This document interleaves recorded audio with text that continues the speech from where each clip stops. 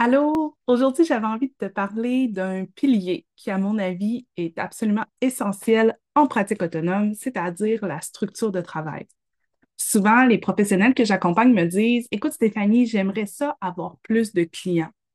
Puis je peux tout à fait comprendre cet objectif-là, mais le fait est que quand on prend 2 minutes pour regarder leur organisation actuelle, ben, on se rend compte que leur système ne tiendrait pas le coup s'ils se retrouvaient à avoir plus de clients. Au contraire, ils se retrouveraient rapidement dépassés probablement. Donc, peut-être que tu te demandes, ça ressemble à quoi concrètement un manque de structure, le manque de structure dont je parle aujourd'hui, en fait. Donc, je vais te donner quelques exemples. Ça pourrait, par exemple, être le fait d'avoir une adresse courriel Outlook, mais d'utiliser Google Drive pour stocker nos documents. Les deux ne se parlent pas. Ça pourrait être aussi de ne pas avoir vraiment de classement clair. Donc, dans ce temps-là, on passe beaucoup trop de temps à chercher nos choses. Des fois, elles sont là en doublon aussi.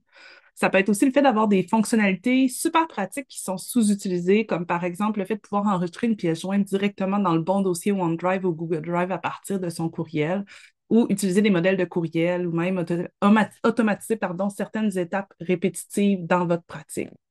Puis souvent, ce que je vois aussi, c'est qu'il n'y a pas de processus de onboarding client clair et duplicable. Donc, pour chaque nouveau client, on les accueille un peu à la pièce, ce qui fait perdre du temps, de l'énergie, puis qui amène un manque de constance aussi.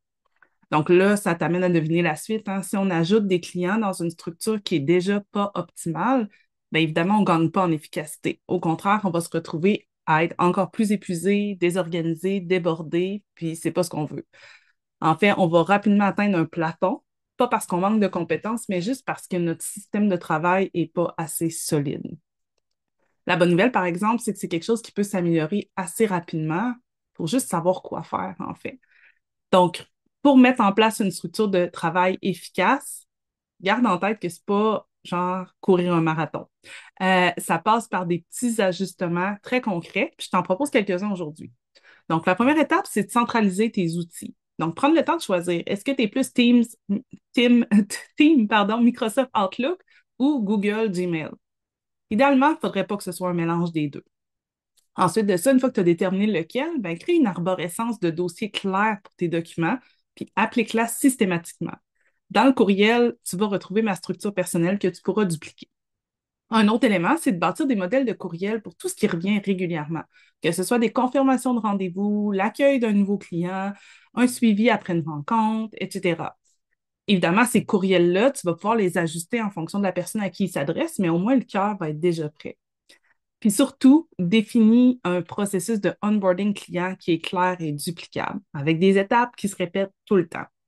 Donc, aujourd'hui, j'ai envie de t'amener à te poser une question qui est simple. Est-ce que tu penses que ta structure de travail, telle qu'elle est en ce moment, serait capable de supporter une croissance sans générer un épuisement ou même faire en sorte que tu négliges certaines normes de pratique? Parce que ça aussi, c'est quelque chose qu'on voit parfois.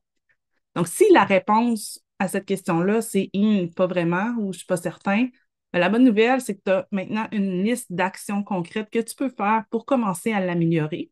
Puis si jamais ben, tu vas aller plus loin, je peux aussi t'accompagner, évidemment, à bâtir une structure solide, adaptée à ta réalité, puis qui te permet non seulement d'accueillir plus de clients, mais aussi de le faire dans le respect de ton énergie, puis tout en restant professionnel. Donc, je t'invite dès aujourd'hui à mettre en pratique une petite astuce que j'ai nommée dans la capsule du jour ou encore de découvrir mes services si tu veux un petit coup de pouce supplémentaire. Puis pour terminer, ben, dis-toi une chose, ta structure de travail, en fait, ça fait partie du cadre de ton terrain de jeu, le fameux terrain de jeu dont je parle tout le temps. Plus ta structure va être claire, plus tu vas pouvoir avancer librement et t'amuser en minimisant les craintes d'accident. Alors, on se revoit dans 2 semaines. Bye!